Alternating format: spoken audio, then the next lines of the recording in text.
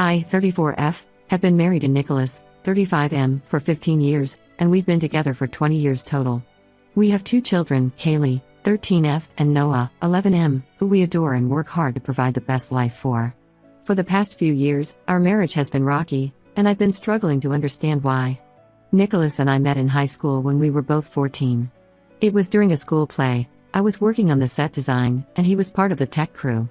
We bonded over our shared love of theater and spent countless hours working on school productions together. We started dating a few months later and quickly became inseparable. Our families had very different reactions to our relationship. My parents were supportive, seeing Nicholas as a good influence. He was studious and respectful, and they appreciated how he encouraged me to focus on my studies. Nicholas's parents, on the other hand, were more skeptical. They worried we were too young and that our relationship would distract us from our goals. Despite the concerns of Nicholas's parents, we stayed together throughout high school. We had our fair share of teenage drama, petty fights, jealousies, and misunderstandings, but we always found our way back to each other.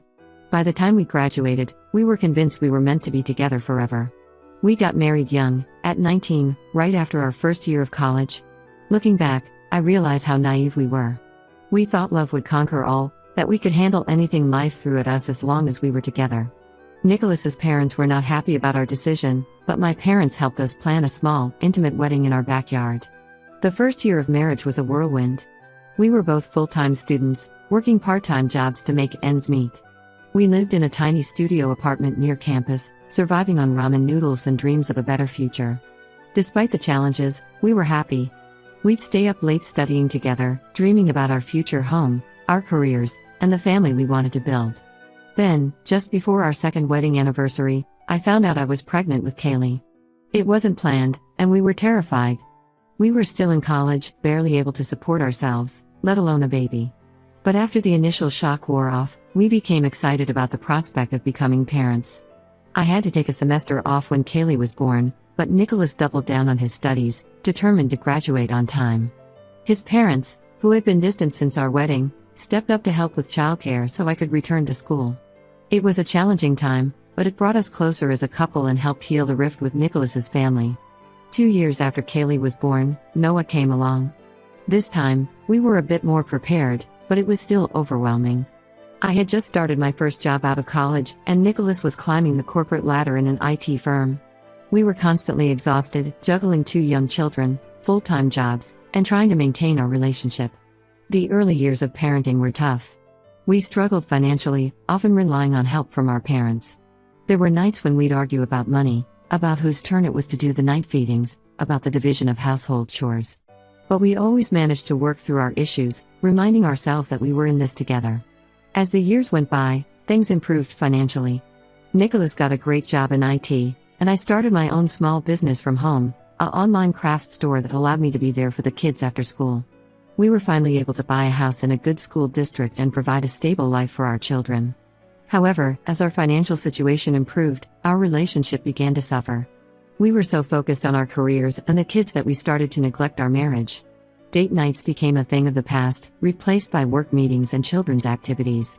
Physical intimacy dwindled, and when it did happen, it felt more like a chore than an expression of love. For the past 3 years, things have been particularly difficult. We've had very little intimacy and hardly any sex. I've tried to talk to Nicholas about it, but he always brushes it off, saying he's tired from work or stressed about other things.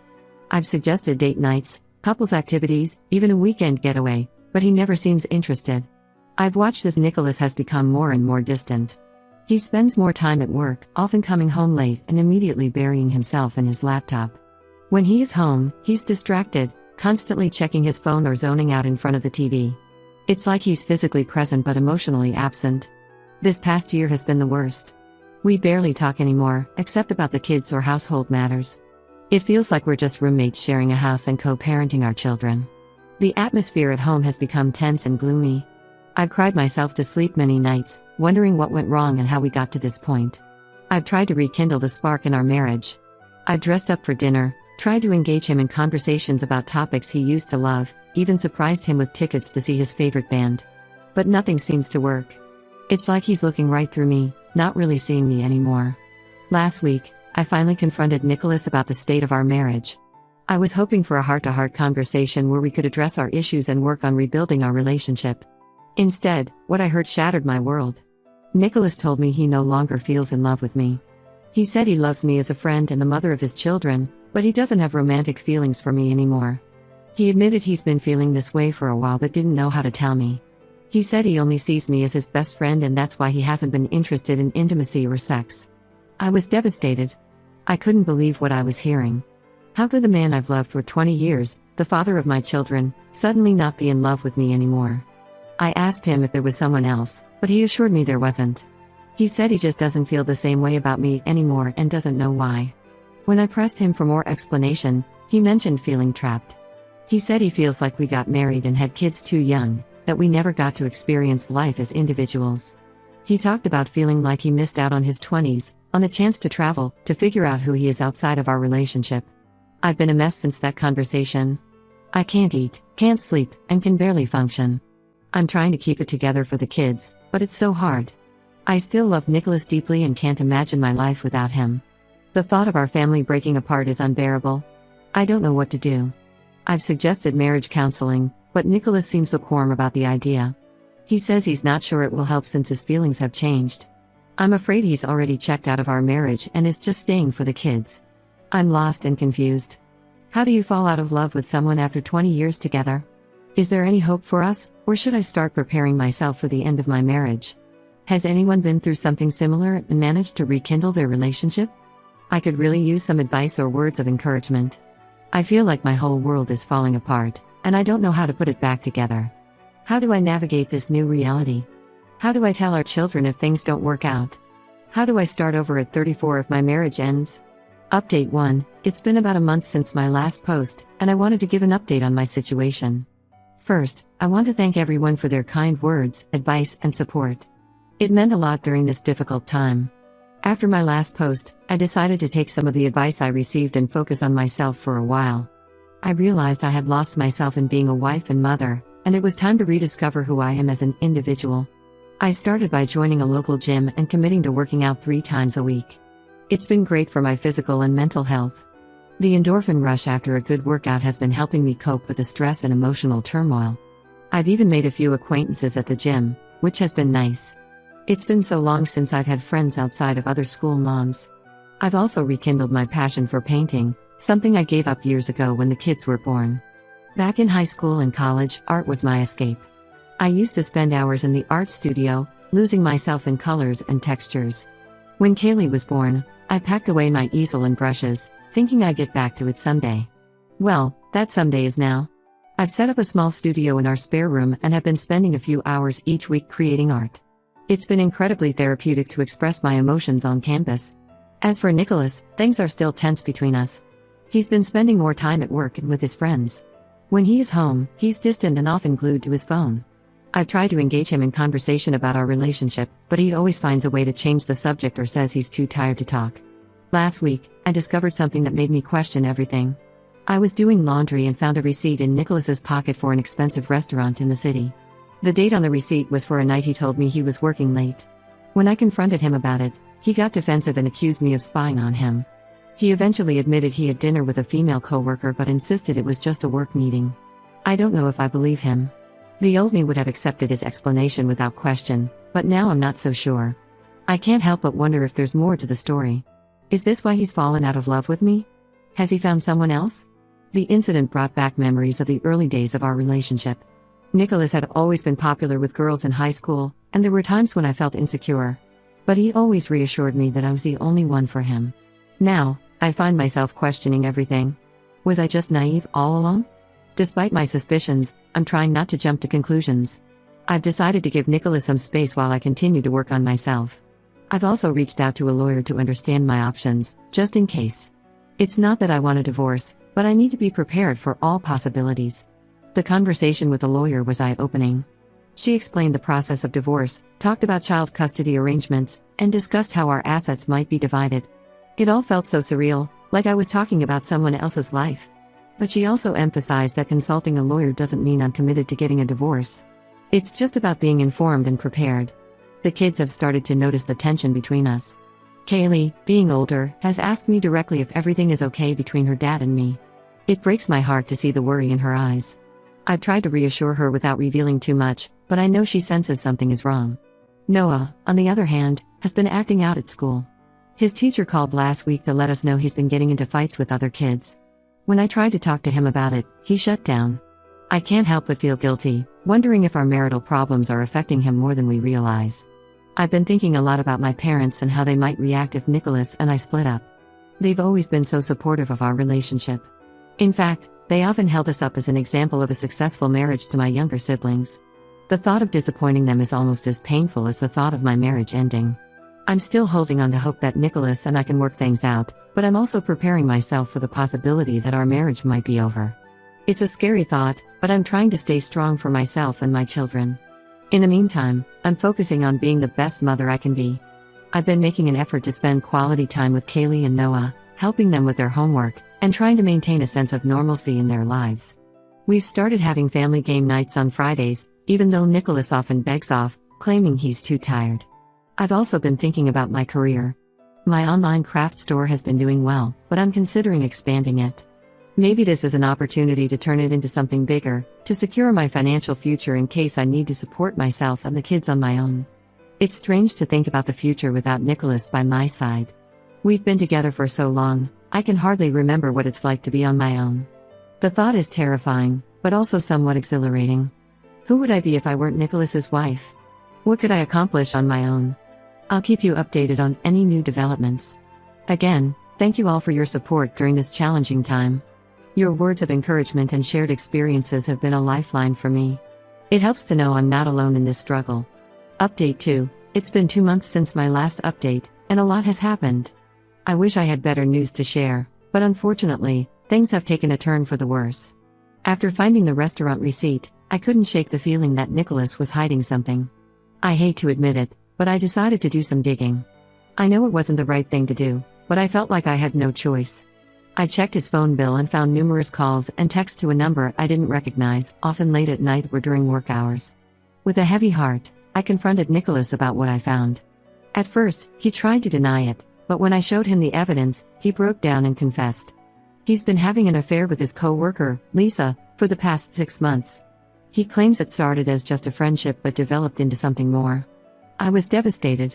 All this time, I thought we were working on our marriage, but he was building a relationship with someone else.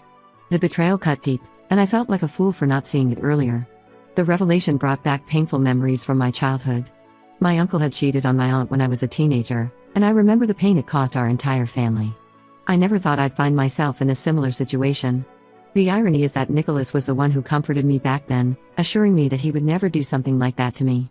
Nicholas says he wants to end the affair and work on our marriage, but I don't know if I can trust him again. He's moved into the guest room, and we've told the kids that we're going through a rough patch and need some space. Kaylee and Noah are upset and confused, and it breaks my heart to see them hurting. I've been seeing a therapist to help me process everything, and it's been helpful. She's encouraging me to focus on my own healing and not make any hasty decisions about the future of my marriage. We've been working through my feelings of betrayal and discussing ways to rebuild my self-esteem. I've also confided in my sister and a few close friends. Their support has been invaluable during this time. My sister has been staying with us a few days a week to help with the kids and provide emotional support. It's been comforting to have her around, reminding me of the strong family bonds I have outside of my marriage.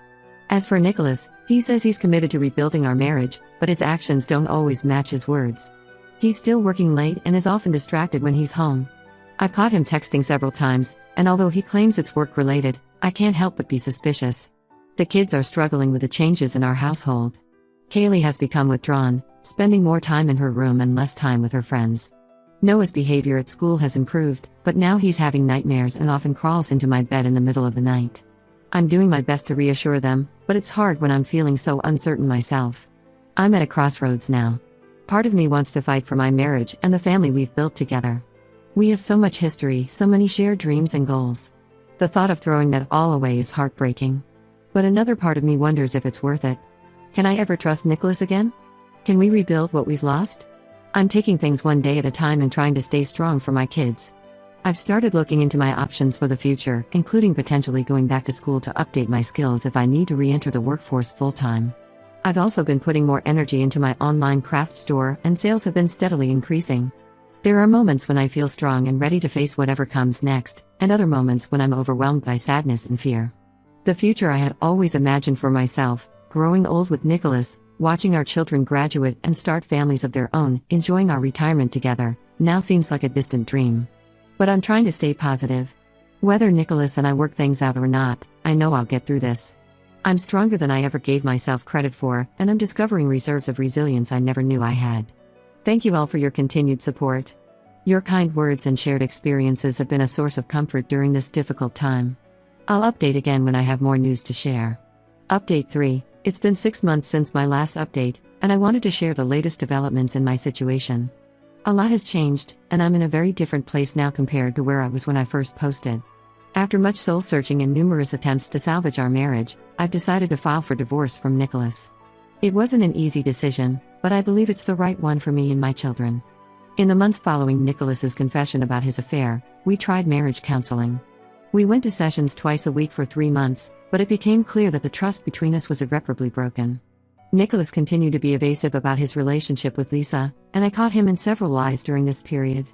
The final straw came when I discovered that Nicholas had been planning a weekend getaway with Lisa, all while telling me he was committed to our marriage. It was at that moment that I realized I deserved better, and so did our children. I've moved out of our family home with Kaylee and Noah. We're staying with my sister for now while I look for a place of our own. The kids are adjusting as well as can be expected. They're understandably upset, but I'm doing my best to provide them with stability and reassurance during this difficult time. Kaylee has been my rock through all of this. Despite her young age, she's shown incredible maturity and strength. She's been helping with Noah and even offered to get a part-time job to contribute to our expenses, which I gently declined. Noah is struggling more, but he's been seeing a child therapist who's helping him process his emotions. As for me, I'm focusing on rebuilding my life. I've enrolled in some online courses to update my skills and am exploring job opportunities. My small business has been growing, and I'm considering expanding it into a full-time venture. The support from my customers has been overwhelming. Many of them have become repeat buyers after hearing about my situation. I've also continued with my therapy sessions, which have been incredibly helpful in processing my emotions and building my self-esteem. I'm learning to love myself again and to recognize my worth outside of my role as a wife and mother. The divorce proceedings are underway, and while it's been stressful, I'm looking forward to closing this chapter of my life and starting anew. Nicholas and I are trying to keep things amicable for the sake of our children, but it's been challenging at times. There are days when the hurt and anger resurface, but I'm trying to focus on the future rather than dwelling on the past. My parents, who I was so worried about disappointing, have been incredibly supportive. They've reminded me that their love is unconditional and that they're proud of me for having the courage to stand up for myself. Their support has been a huge comfort during this difficult time. Looking back on my original post, I can hardly believe how far I've come. The pain and confusion I felt then have been replaced by a sense of purpose and hope for the future. While this isn't the outcome I had hoped for when I first reached out for advice, I'm proud of myself for having the courage to make this difficult decision. To anyone out there going through a similar situation, know that there is light at the end of the tunnel. It may not seem like it now, but you have the strength within you to overcome this and create a better life for yourself.